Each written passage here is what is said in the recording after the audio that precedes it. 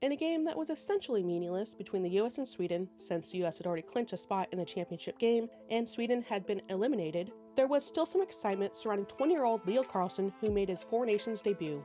Both teams were thin due to sickness and injuries. The US started with 17 skaters and might have been down to 15 by the end, I'm not sure.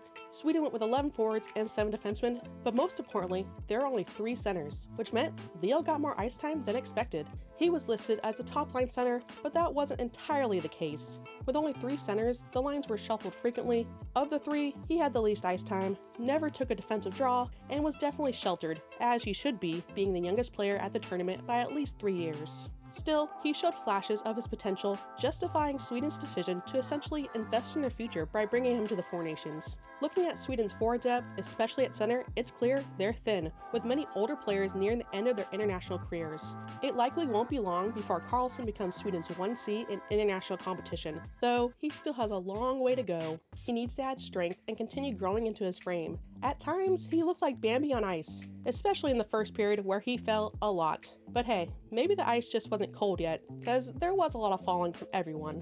The US had already taken the lead on their first shift of the game, so down by 1, Leo took his first shift, and I believe he won the faceoff, though Sportsnet didn't show it. After a bump and a quick fall, he led a solid rush up ice, backing off his defender before spinning and making a smart pass to a trailing Brodin. Unfortunately, that pass was at Brodin's skate. Then Leo showed some good anticipation on the forecheck, going to the right spots and even getting a solid bump on Hughes before heading to the bench. A solid opening shift. His second shift ended up on the highlights, but not for the right reason. He did well in the back check, making himself available for the outlet pass, but couldn't get it past the lesser Kachek brother and paid the price. Brady finished a hard check on him, though the puck did reach Leo's teammate, so take a hit, make a play, I guess?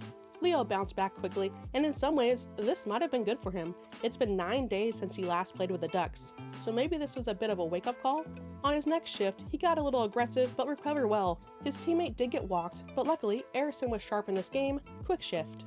Next one, he lost the faceoff but managed to land another solid bump, this time on Boldy. He worked hard in the corners, but once again, his teammates lost Werenski. If you watch closely, you'd see that Leo got beaten by Boldy to the front of the net, so fortunately, there was no rebound. He stayed on the ice after the whistle, and this time, he won a clean face-off. He patrolled the middle of the ice, got the puck to his teammates, and then went for a change. It would be a while before his next shift, as Sweden went on the penalty kill and then the power play. It's a shame Leo never got a real look on the power play, especially since the Swedes went 0 for 6 in the tournament, nothing Leo hasn't seen before. As the power play ended, Leo got in on the forecheck, stick lifting the puck free to Nylander, whose shot was blocked. And the other way they went, and again, Leo put himself in the right spot, supporting his teammates in the defensive zone. With the game now tied, Leo got his first offensive zone start. He lost the faceoff, and actually, he looked pissed about it. Good. Bratt made a quick touch pass to Leo, and this was the fastest Leo had looked so far. His backhand pass to Bratt was a little ahead, but it didn't matter, as Nylander was offside. Leo's next shift was his longest yet, and his best offensive chance so far. He deflected the puck into the corner, won the foot race, and again, got bumped and fell. But he went to the front of the net, and if Ekholm's pass had been a little more centered, we might be talking about a Leo goal? Nylander's backhander also deflected off Leo's leg, but Eichel also had his stick locked up. Now normally, this would be the time Leo goes for a change, but Ekholm turned it over, and I guess Leo really locked down Faber, because he fell. Not sure I like the way Leo spun away from the puck here, but I guess it worked. He looked toward the bench for a change, but this time, Forsberg turned it over. Leo couldn't get his feet moving, got beat, and fell again, but his teammate covered for him. Then he got caught puck-watching for a moment before finally swiveling his head, making the right decision not to leave his man in front of the net, something the Ducks would have definitely done. Then he skated over the puck, not sure why he just didn't go for the puck instead of blocking out Nelson next to the net. Maybe it was a miscommunication and he expected someone to be there. The whole sequence felt uncoordinated, but they won the puck back and he finally got off the ice. On his last shift of the first, with Sweden now leading, he lost the faceoff, but not much else. Overall, there was definitely some nerves and rust. Again, understandable considering it had been 9 days since he last played, but Leo was just warming up and would look better as the game went on. Period number 2 started with a full defensive shift for Leo as Sweden struggled to get it out of their own zone. Leo was active, working along the boards and in the corners, but he did give Hughes some space to get a shot off, but they did eventually clear. Next one, Leo won a clean offensive draw, but not enough power to get it back to the point. He does get open for the other Carlsson, but he fired the pass into Leo's legs, leaving him no real play except to kick it toward the net. Leo positioned himself in front of the net and took a 91-mile-per-hour shot from Hedman. The other way they went, and you can see Leo talking and pointing to the vets, telling them where to go, but he also got caught puck watching and found himself too deep, like the entire team, with all 5 players in the corner. Luckily, Sanderson hit the post, allowing Sweden to clear and Leo to change. Coming off the bench for his next shift, Leo kept the puck alive for Dahlin and then crashed the net, backhanding a rebound for his only shot of the game. He stayed net front for the rest of the shift, something hopefully he will carry into the rest of the Ducks season. Cronin always teaches and even draws the $sign on the ice in that area, but yet the Ducks rarely do get there.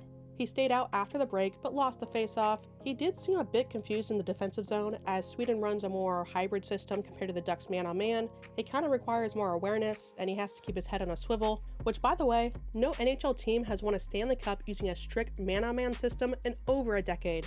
I'm so glad the Ducks want to keep using that system.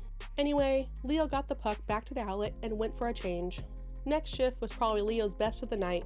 He looked like he called for the puck. Kempe led him into the zone, where he picked up speed and made his signature backhand-forehand move, beat Faber and got a shot off, though he whiffed a bit. He followed the rebound and left it for Nylander. He then went to the center of the ice and tried to one-touch pass to Dahlin, just slightly off the mark. He then made a key deflection in the neutral zone to prevent a potential 2-on-1 before getting the puck back and changing. But again, a great burst and speed. Now we can just start to finish these chances he creates, even with the Ducks. His last shift of the second, he again lost the faceoff and again looked pissed about it. Leo went 3 for 6 in the faceoff circle, by the way. I would like to see Leo wait here or get it in deep himself, or just get it to the point instead of dumping it, as no one had speed. He did have a nice give and go with Nylander in tight space, making a great return pass. See, speed works. Leo had fewer but longer shifts in the second, 5 versus 8, 30-ish versus 45-ish. He seemed more engaged, and I think the extended shifts showed he was feeling more confident. In the third, he got 17 seconds of power play time, but Sweden lost the draw, so again, no real PP time. Leo's next shift would be another highlight for the wrong reason. It did start well though. He took the puck, spun off pressure, maintained possession, and carried the puck all the way up the ice, even leaving people falling behind him. But as he crossed the offensive zone, he was indecisive and lost the puck, allowing Eichel to recover, and he goes shoulder on shoulder and causes Leo to lose his helmet. Gotta strap in, Leo. A great rush, but he put himself in a tough spot without many options. Credit to him though for staying on his feet, taking the hit, and even fixing his hair after. Leo was no worse for wear again, but I think I would rather see him cut into the middle here for more space. 3 shifts left, he positioned himself well to force a turnover, gets the feet going a bit, and made a clean outlet, well, sort of. It landed at Nylander's skates, so bad pass I guess. Good anticipation in the neutral zone before heading for a change. Next shift, Leo wins the faceoff, even though Sportsnet again didn't show it, then won the puck in the neutral zone and a couple back and forths and change. Last shift time. I think you can really start to see the improvement in just one game of his understanding of this new defensive system. Had more on a swivel, stopped Hughes, and took the puck through the neutral zone before Nylander took over. And that's a wrap on Leo's first ever Four Nations experience. Sweden went 1-0 with Leo in the lineup. Coincidence? I think not. Given the circumstances, long layoff, inconsistent line mates, and some nerves probably, Leo did just about everything you expect. He showed flashes of brilliance, didn't look out of place, and gained valuable experience. Just like the Ducks, Sweden clearly sees him as a key part of their future. Expect to see him at the World Championships this summer if the Ducks let him, and most likely in the Olympics next year. Hopefully, he can build off this experience from learning from great players and coaching and kind of turn around his season a bit. What do you think of Leo's performance, and what do you expect for him going forward the rest of the season? Thank you to our members. If you enjoyed the video, like and subscribe. Thank you for watching, and go Ducks!